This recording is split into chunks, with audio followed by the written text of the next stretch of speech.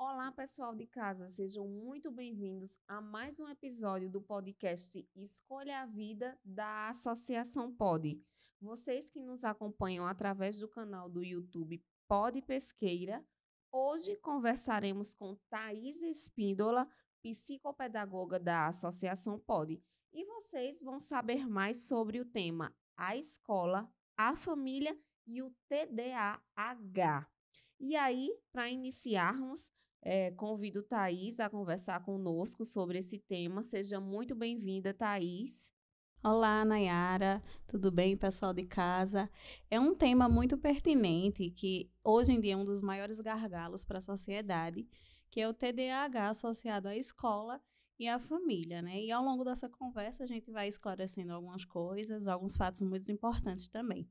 Sim, Thaís. E aí, para iniciarmos, eu gostaria de saber de fato o que é o TDAH para que o pessoal de casa entenda e saiba mais sobre esse tema. O TDAH, Nayara, ele é o transtorno de déficit de atenção e hiperatividade.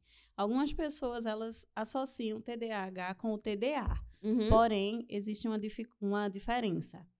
O TDA, ele é o transtorno de atenção e o TDAH é o transtorno de atenção e hiperatividade, é associado à impulsividade.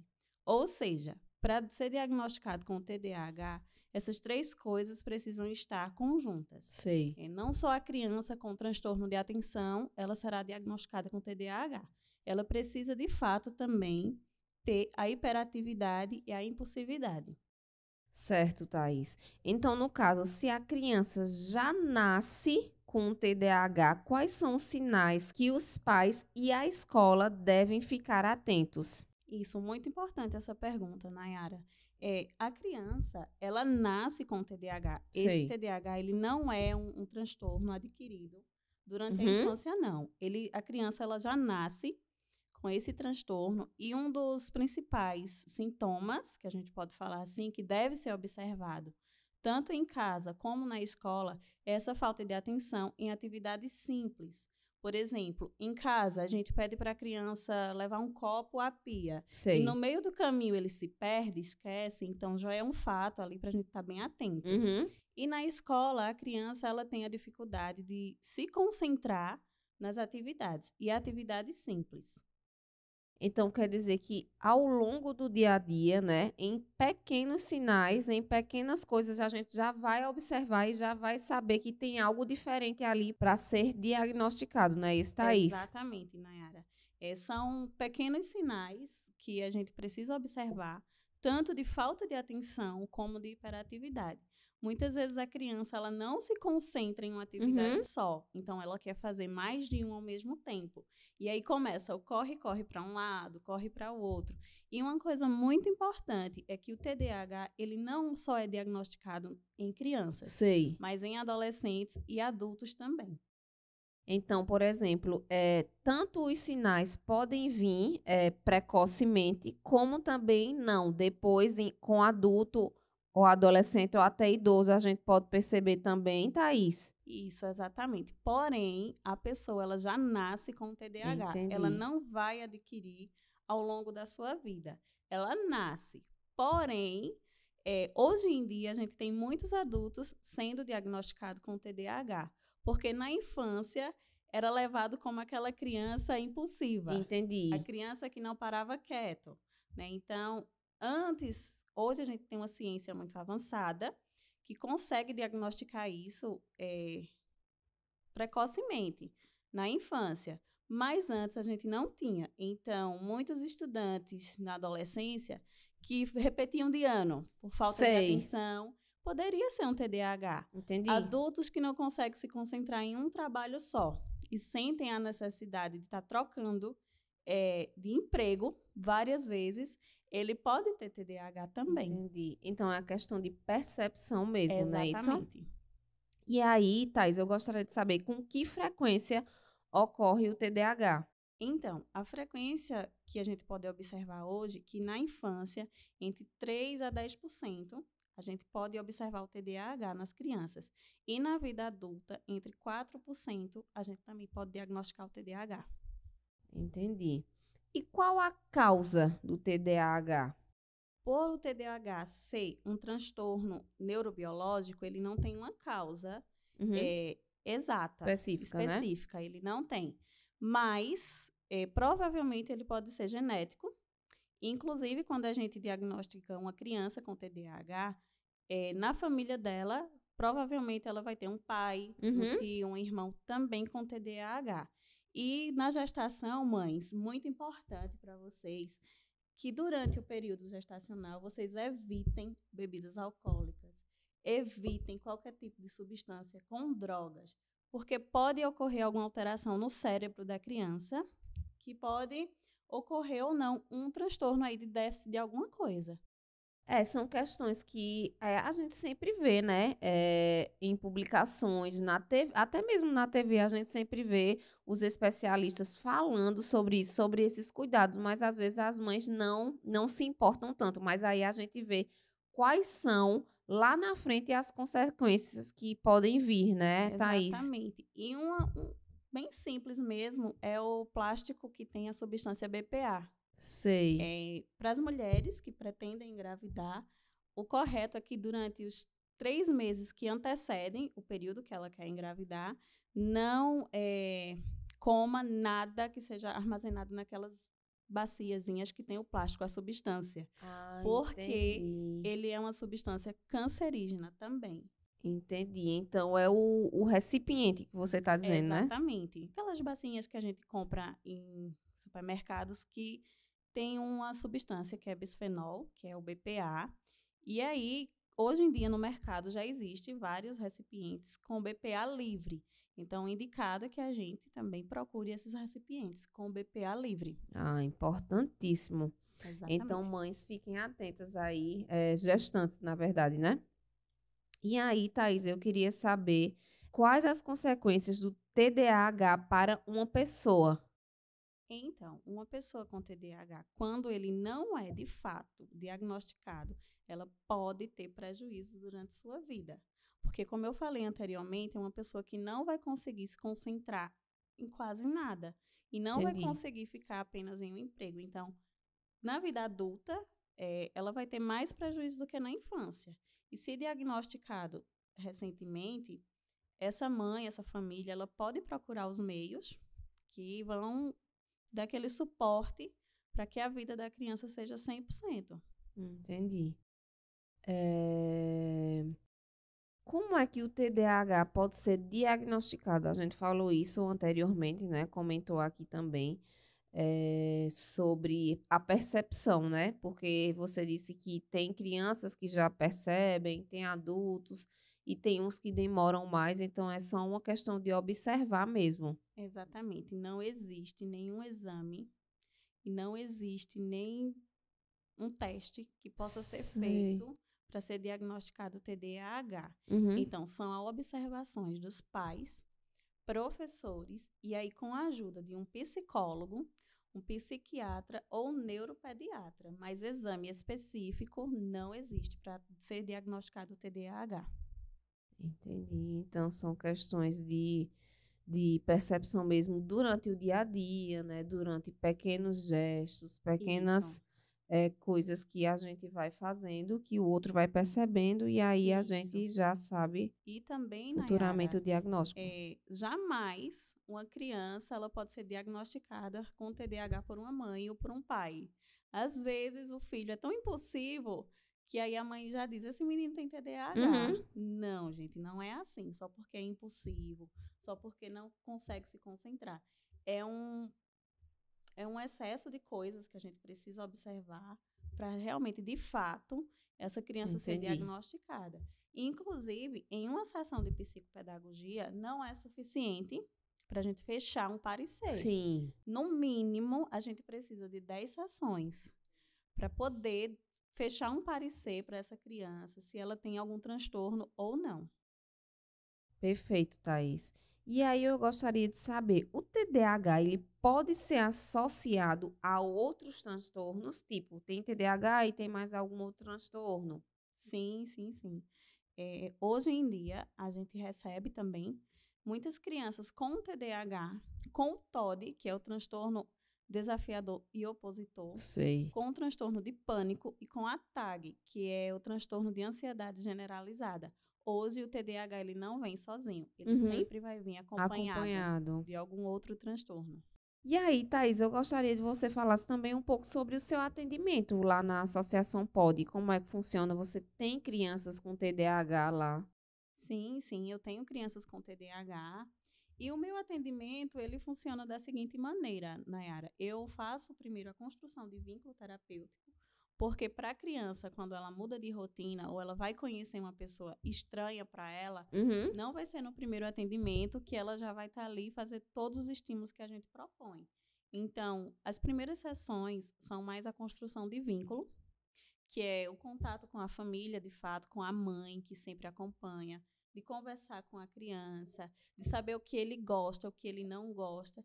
E aí eu inicio as terapias com ele, estimulando na sua maior dificuldade. Uhum. Se a sua maior dificuldade é a atenção, então eu vou estimular a sua atenção. Entendi. Se a maior dificuldade da criança é a percepção visual, então eu vou ali estimular a percepção visual. Isso aí vai construindo ao longo das terapias. E esses estímulos, eles vão gerando positividade. No caso das crianças com TDAH, elas vão melhorando, não vão ficar 100%, né? Não. Mas elas vão melhorando a cada atendimento, né? Isso, Thaís? Isso, exatamente. E é muito importante que o que a gente faz na associação pode os pais continuem em casa. Sim. Porque nós temos uma sessão de 30 minutos e é muito importante quando a gente dá aquele feedback para a família que as mães continuem em casa, que os professores continuem na escola também, porque aqui são 30 minutos, mas vocês têm mais tempo com as crianças, né? Então é muito Exatamente. importante. Então, é um atendimento em conjunto, né? Exatamente, precisa ser em conjunto. E importante, Nayara, também é que, como a gente falou que existe o TDAH em adolescentes e adultos, esses adolescentes quanto adultos também podem procurar ajuda de um psicopedagogo. Podem e devem, Entendi. né? Porque se a sua maior dificuldade é a atenção, ela pode vir associada a uma dislexia também. Entendi. Então, nada impede de procurar ajuda de um psicopedagogo, de um psiquiatra. Uhum. Lógico que quanto mais cedo, melhor, né? Exatamente. Mas que isso também não impeça de, atualmente, que a pessoa é um adulto, adolescente, enfim, procure os serviços específicos para sua melhora, né? Isso, Isso. Thaís. E aí eu gostaria de saber se o TDAH tem cura, né? Uma vez que o TDAH ele é de origem neurológica, ele não tem cura. Uhum. Então, a criança, o adulto, o adolescente vai percorrer com esse transtorno a vida inteira. O resto da O vida. que ele pode fazer são as terapias para ter ali uma ajuda Uhum. de como caminhar durante sua vida.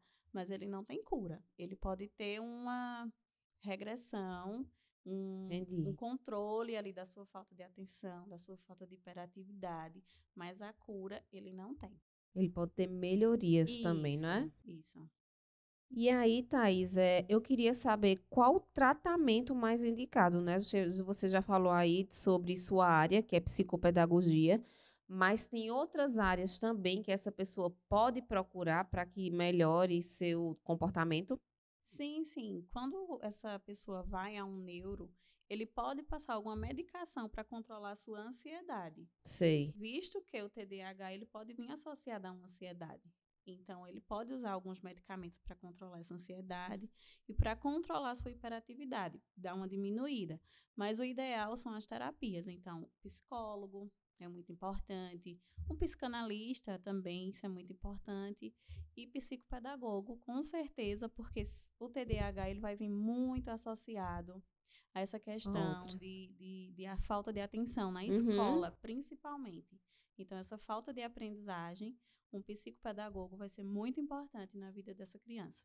E o professor sempre atento, né, Thaís? Isso. Muito importante essa questão, Nayara, dos professores, porque hoje nós temos um público que provavelmente em cada sala de aula exista uma ou duas crianças com TDAH. Uhum. Então, o olhar do professor, ele precisa ser muito atento. Entendi. Né? Porque ali naquele ambiente, ele vai perceber o que essa criança consegue e o que essa criança não consegue. Como é o comportamento dessa criança. E é muito importante que esses professores, que a escola, desse feedback para as famílias. Por quê? Muitas vezes as famílias não querem enxergar. A gente sabe que é muito difícil quando a criança é diagnosticada. Uhum. É muito difícil. Mas a escola precisa desse suporte. A escola pode e deve fazer um parecer do comportamento dessa criança para que a família procure outros meios também. Entendi. É importante que você esclareça para nós isso, porque o pessoal de casa sempre tem muitas dúvidas diante desse tema que nós estamos tratando aqui hoje, que é o TDAH. E aí eu gostaria de saber, Thaís, se lá na Associação POD, vocês só acompanham crianças que têm apenas uma especificidade, tipo só o TDAH ou não, ou sempre tem alguma outra deficiência incluída aí nos atendimentos. Sim, a gente atende não só crianças com TDAH, mas com TEA, com TOD, com paralisia. Então, a gente é uma instituição que acolhe muitas crianças com vários diagnósticos. Ok. E aí, Thaís, eu gostaria de saber qual o papel da escola no processo diagnóstico e no tratamento do TDAH, né? Como você falou, os professores têm que estar sempre atentos, mas qual o papel principal que eles devem exercer aí durante esse acompanhamento com a criança? E um dos papéis principais do professor e escola é acolher esta criança. Sim. Não é? Porque observar e falar, tudo bem. Mas e quando recebe o diagnóstico dessa criança, é preciso acolher e não excluí-lo. Sim. Porque, às vezes, as escolas ela não trabalham a inclusão. Ela trabalha a segregação. Mas que vem, chama, mas deixa ali de ladinho. Entendi. Que não participa dos eventos. Então, o papel fundamental da escola é acolher esta criança e utilizar dos seus meios para que essa criança aprenda e não seja prejudicada. Muitos professores podem ter a dúvida, mas ele não consegue ler. Vamos colocar um de alfabetização. Não consegue acompanhar os outros, né? Isso. Essa criança não consegue ler, não consegue acompanhar os outros. O que eu vou fazer? Sim. Vamos adaptar as atividades? Vamos adaptar para que essa criança consiga, mas que ela consiga do jeito que ela gosta. Entendi. Porque o que vai chamar a atenção de uma criança atípica é o que ela gosta de fazer. Se a gente forçar ela a fazer uma coisa que ela não gosta, ela vai sair da rotina. Quando ela sai da rotina, dá um trabalhinho maior para ela conseguir voltar. Então, professores, vamos adaptar as atividades. Os psicopedagogos, eles estão aí para dar esse suporte, para a adaptação dessas atividades. Não é só na alfabetização, mas isso percorre Fundamental 1, Fundamental 2, ensino médio.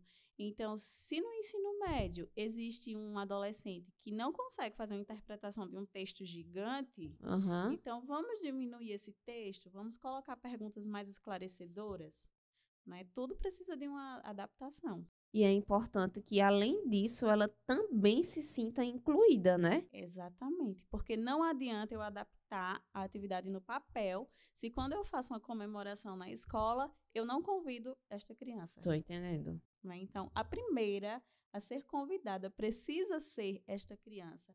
Agora, se ela não quiser participar, aí é dela. Sim. Aí é um sentimento dela. Mas aí, em momento algum, a escola deixou de praticar a inclusão, quando ela convida. Importantíssimo esse tema. E aí, Thaís, diante de tudo que nós já conversamos aqui, é um tema muito que você nos trouxe, muitos esclarecimentos, né? E aí eu queria partir um pouco agora para a parte adulta. Para a pessoa adulta, porque a gente falou muito na criança e tal, mas aí no adulto é mais difícil quando a gente está adulto, a gente observar isso e ter esse diagnóstico em mãos. O que é que a gente pode fazer? Como é que a gente pode tratar? Sim, na vida adulta é um pouquinho mais complicado de ser diagnosticado, porque esse adulto ele já vem de uma infância que não foi diagnosticada, de uma infância que não foi feito as terapias necessárias para ter esse controle do TDAH, e aí na vida adulta ele vai ter um pouco mais de dificuldade. Por exemplo, um adulto que não se concentra, ele pode ter apenas uma falta de concentração, mas por trás disso pode sim ser o TDAH. Um Entendi. adulto que senta e fica mexendo as pernas direto, que fica balançando as mãos direto, isso aí também pode ser um sinal de TDAH, porque ele não está conseguindo sentar E e ficar ficar quieto. quieto, né? Aham. Ele está ali em movimento, né? Mexendo as mãos, balançando os pés, roendo a unha. Então, são formas dele percebendo. Porém, pode ser muito maquiado isso, Entendi. porque pode ser o TDAH e pode ser apenas um transtorno de ansiedade. Que hoje em dia nós vimos de anos pandêmicos, Uhum. onde a ansiedade ela está muito aflorada nas pessoas, né? Então, foram pessoas que durante a pandemia não queriam mais sair de casa, que não queriam mais ter o convívio com outras pessoas, e aí vai ficar mais difícil ainda de ser diagnosticado um TDAH nessa pessoa, porque ela pode desenvolver uma depressão também, né? Então, é É muito complexo. importante que esses adultos procurem um psicólogo, um terapeuta. Uhum. Porque, minha gente, todo mundo deveria fazer terapia. É Eu já muito escutei bom. essa frase. Sim, sim. Todo mundo deveria fazer terapia. Porque é maravilhoso. Não é? A gente descobre tanta coisa, Nayara. Imagino. E É, às vezes a gente não se dá conta que todo mundo precisa fazer terapia, né? Porque assim, isso. eu falo por mim mesmo, eu me acho uma pessoa muito bem de saúde mental. Só que a gente sempre tem ocasiões, ou momentos, ou motivos para ou estar triste ou preocupado com alguma coisa, né? Então, é exatamente a frase que você disse, e seria bom que internalizasse na mente de todos nós para que Sim, nós sim. possamos ter uma saúde mental. E aí a gente ia, pronto, se for o caso de diagnóstico de TDAH, durante as sessões, Sessões. nós íamos saber se realmente é ou não, íamos tirar a dúvida, né, Thaís? Isso. Eu tinha essa dúvida. Eu sou perfeitamente bem, não preciso de terapia. Até que eu fui fazer terapia. E, gente, é maravilhoso. A gente se fortalece tanto que a gente nem espera que ali durante as conversas da terapia a gente vai descobrir tanta coisa. É muito bom. Exatamente. Então, terapia é vida. Eu acho que todo mundo deveria fazer. E, Nayara, eu acabei lembrando agora de um exemplo que eu sempre gosto de citar para as pessoas, para que elas sintam-se capazes. É de Uhum. Thomas Edison. Thomas Edison, ele foi o grande inventor da lâmpada. Mas Thomas Edison, ele tinha um transtorno. Porém, não foi diagnosticado, né? E quem descobriu foi a escola. Só que a escola, ela não fez o papel de inclusão, Entendi. né? Ela fez o papel de exclusão. Porque Thomas Edison, ele era aquele menininho que não parava quieto. Aquele menino que não sentava, aquele menino que corria durante durante a aula. E aí, um belo dia, a mãe de Thomas Edison recebeu uma carta da escola Uhum. e ela resolveu não ler o que estava na carta. Ela leu, mas não quis passar para Thomas Edison o que tinha ali. Ela falou para Thomas Edison que a escola era pequena demais para ele, que ele era um gênio. Entendi. Então, que ele poderia estudar sozinho em casa. E foi isso que ela fez. E aí ele descobriu várias coisas, né? E quando a mãe de Thomas Edison faleceu, que ele foi fazer uma faxina na casa, ele encontrou aquela carta. E nessa carta não tinha escrito aquilo que a mãe disse, mas tinha escrito que Thomas Edison era um menino endemoniado, que a escola não era para ele, porque ele não ficava quieto, ele não ia aprender nunca. Então, a escola estava expulsando Thomas Edison. Só que aí, por que eu quis citar esse exemplo? Para que as mães, elas sejam acolhedoras. Para que as mães, elas possam acreditar na potencialidade dos seus filhos, não é? E aí, nesse caso, tanto foi a família, que é justamente nosso tema, tanto Isso. foi a família quanto a escola, né? A escola Exatamente. deu uma palavra tão forte, né, para ele, uma referência de demônio, e a família não quis saber, não teve interesse de saber o que estava ali. Então, assim, que bom que ele deu a volta por cima e ele demonstrou Isso. de fato qual é a essência mesmo dele, e tão inteligente, né, que foi. Isso. Mas você realmente tocou num ponto importantíssimo aí, Thaís. E aí, a gente voltando para o adulto, veja a dificuldade do adulto, porque ele não tem a escola mais. Não. A não ser que alguém do trabalho perceba, né, vá conversar, que também é muito difícil, né? Por exemplo, a gente vê, meu amigo ali do trabalho tem isso e isso, mas às vezes você não tem intimidade para chegar e falar. Então, assim, por isso a importância da escola e da família em conjunto. Exatamente. E assim, até os amigos mesmo, né? É Às verdade. vezes é íntimo, mas não consegue falar. Ó, procura um terapeuta para descobrir o que é isso.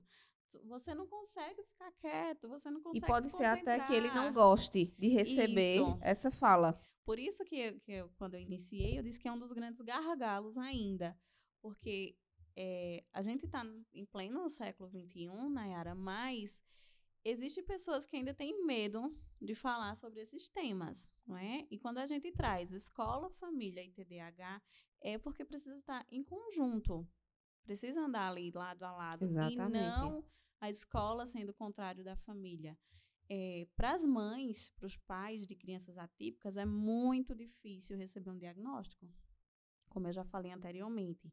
Quando recebe esse diagnóstico, ela vai passar por um luto, que é aquele luto ali de sepultura aberta, que a gente costuma dizer, porque ela está vivendo e vai viver aquilo ali até o fim, e muitas vezes só é criticada, não sabe como agir, não sabe o que fazer, não sabe Isso. para onde levar, enfim, acho que são muitas interrogações naquele momento, Isso. até que a ficha caia e comece a procurar ajuda. E esse processo, ele vai ter que existir. A mãe, o pai, a família, ela vai ter que viver esse luto para que ela ganhe forças, ela se fortaleça para buscar meios de ajuda, esses meios que a criança, o adulto, o adolescente, enfim, possa ter de melhorias. Sim. E a escola, em onde está o papel importante da escola com a criança Com TDAH?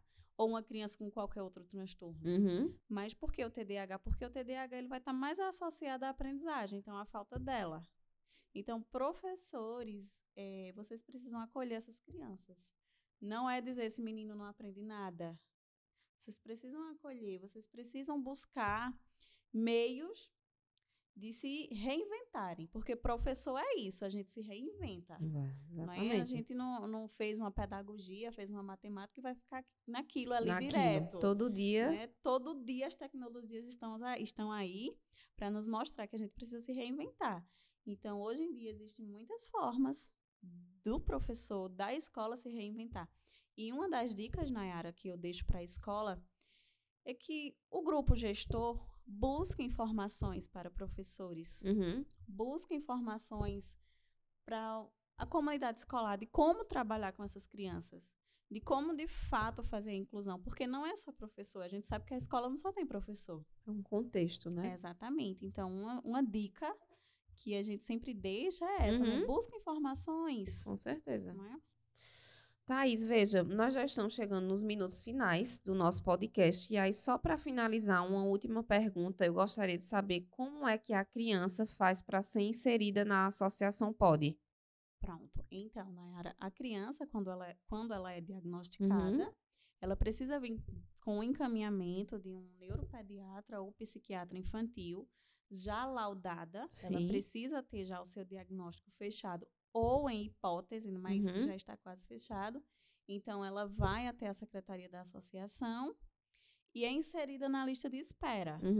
E aí, quando chegar a vez dessa criança, todos os profissionais fazem a triagem inicial, que é aí onde ela vai ser inserida em alguns dos setores para iniciar os seus atendimentos. E qual a faixa etária? Então, para ser inserida, precisa ter até 9 anos, mas essa criança ou adolescente vai permanecer até ela ter evoluído bem durante os estímulos. Então, Thaís, eu gostaria muito de agradecer sua presença aqui hoje. Tivemos um bate-papo muito legal, muito esclarecedor, né? Você trouxe um tema muito interessante que sempre surgem dúvidas dos pais, das mães, da família e também da escola, né? Como você falou muito dos professores, nos trouxe dicas. Então, assim, muito obrigada a você por estar aqui conosco hoje. Espero que volte com outras temáticas para que a gente possa abordar aqui novamente. Eu que agradeço, Nayara. Foi muito importante esse momento que a gente pode discutir, a gente pode esclarecer muitas coisas, né? E em breve voltarei novamente com outros temas. Se Deus quiser. Muito obrigada, Thaís. E ao pessoal de casa, gostaria de agradecer a vocês que nos acompanharam hoje aqui. Teremos mais episódios, então fiquem ligadinhos aí no nosso podcast Escolha a Vida, na nossa plataforma do YouTube. E até mais.